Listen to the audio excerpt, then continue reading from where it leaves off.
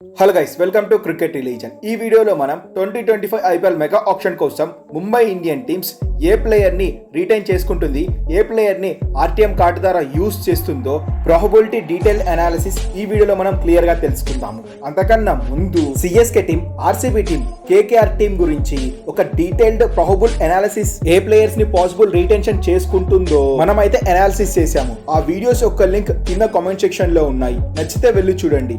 And ఈ టీంలోకి వస్తే Mumbai Indians team లో హార్దిక్ పాండ్యా, బుమ్రా, సూర్యకుమార్ యాదవ్, రోహిత్ శర్మ, తిలక్ వర్మ, టిమ్ డేవిడ్, ఇషాన్ కిషన్, కోర్చి లాంటి ఎంతో మంది స్టార్ ఆటగాళ్లు ఉన్నారు. ఇప్పుడు ఈ స్టార్ ఆటగాళ్లే ముంబై మేనేజ్మెంట్ కి తలనొప్పిగా మారారు. కొత్తగా వచ్చిన ఐపీఎల్ రిటెన్షన్ రూల్స్ వల్ల ముంబై ఇండియన్స్ జట్టులో ఏ ప్లేయర్ ని ఎంత ధరకు రిటైన్ చేసుకోవాలి అన్న విషయం పైన ముంబై మేనేజ్మెంట్ కి తలనొప్పిగా మారింది. ఎందుకంటే ముంబై ఇండియన్స్ జట్టులో హార్దిక్ పాండ్యా, బుమ్రా, సూర్యకుమార్ యాదవ్, రోహిత్ శర్మ ఈ నలుగురు 18 కోట్ల కన్నా ఎక్కువ విలువ చేసే ఆటగాళ్లే. కాకపోతే రిటెన్షన్ రూల్స్ వల్ల కేవలం ఇద్దరికి మాత్రమే 18 కోట్లు ఇవ్వవలసి ఉంటుంది. అండ్ అలానే ఈసారి కేవలం 6 రిటెన్షన్ మాత్రమే చేసుకోవాల్సి ఉంటుంది.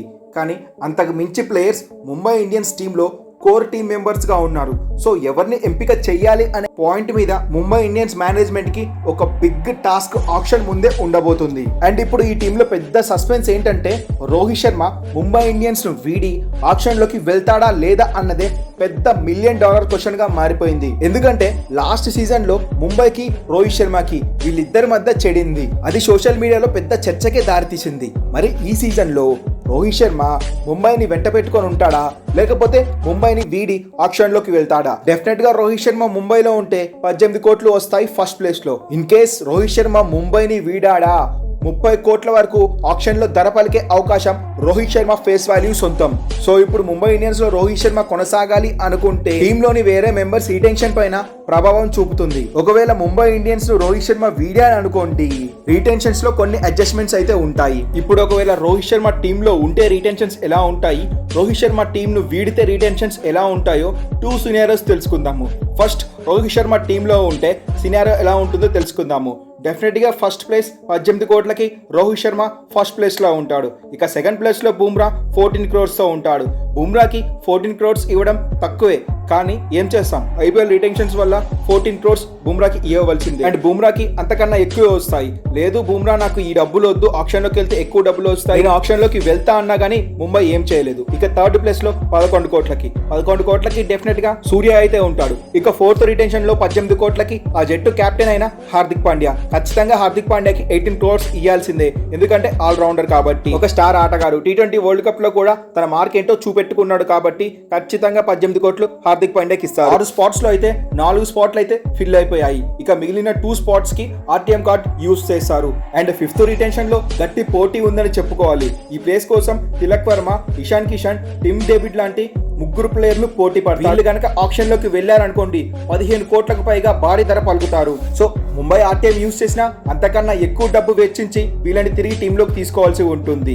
ఇక నెంబర్ 6 ప్లేస్ లో ఒక అన్క్యాప్ ప్లేయర్ రూపంలో టీంలోకి తీసుకోవాలి ఖచ్చితంగా. ఎందుకంటే ముంబై ఇండియన్స్ లో అంత పెద్ద అన్క్యాప్ ప్లేయర్ లేడు. సో 4 కోట్ల కన్నా తక్కువ ధరలో దొరుకుతాడు కాబట్టి ఆప్షన్ లో వదిలేసి ఆర్టీఎం ద్వారా పిక్ చేసుకుంటే ముంబైకి కొన్ని డబ్బులు సేవ్ అవుతాయి. ఇప్పుడు రోహిత్ శర్మ టీంలో లేకపోతే రోహిత్ శర్మ ఆప్షన్ లోకి వస్తే ఇప్పుడు సినారియో ఎలా ఉంటుందో తెలుసుకుందాం. డెఫినెట్ గా ఫస్ట్ రిటెన్షన్ అయితే బుమ్రాది ఉంటుంది. బుమ్రాకి 18 కోట్లు వర్తిట్టా అంటే అంతకన్నా ఎక్కువ ఇచ్చినా తప్పు లేదని నేను చెప్తాను. ఎందుకంటే బుమ్రా ఒక మ్యాచ్ విన్నింగ్ ప్లేయర్. సో బుమ్రాకి 18 కోట్లు అంటే అది తక్కువ అని చెప్పుకోవాలి. సెకండ్ ప్లేస్ లో 14 కోట్లకి సూర్య కూడా ఒక మ్యాచ్ విన్నరే. 14 కోట్ల ఇచ్చి సూర్యాని బుజ్జ చెప్పి రిటెన్షన్ లో భాగంగా ఇలా చేస్తున్నామని ఉంచుకోవచ్చు. ఇక థర్డ్ రిటెన్షన్ కి 11 కోట్లు ఖర్చు పెట్టాలి. ఈ 11 కోట్లలో తిలక్ వర్మ, ఇషాన్ కిషన్ వీళ్ళిద్దరు గట్టి పోటీ పడతారు. వీళ్ళిద్దరికి ఆప్షన్ లోకి వెళ్తే అంతకన్నా ఎక్కువ డబ్బులే వస్తాయి. ఎందుకంటే ఇద్దరు కూడా ఒక మ్యాచ్ విన్నింగ్ ప్లేయర్లే.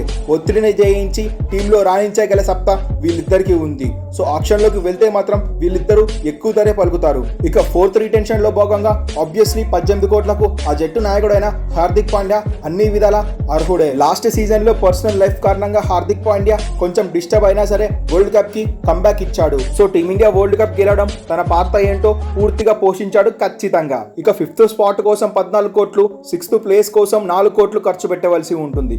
సో ఈ సినారియోలో కూడా 2 ఆర్టీఎం కార్డ్స్ యూజ్ చేసే అవకాశాలు ఎక్కువగా కనిపిస్తున్నాయి. సో ఇలా అయితే ఎంతో అంత డబ్బు సేవ్ చేసి తిరిగి మెగా ఆప్షన్ లో పాల్గొంటే పర్స్ వాల్యూ కొంత అయితే మిలుగుంటుంది.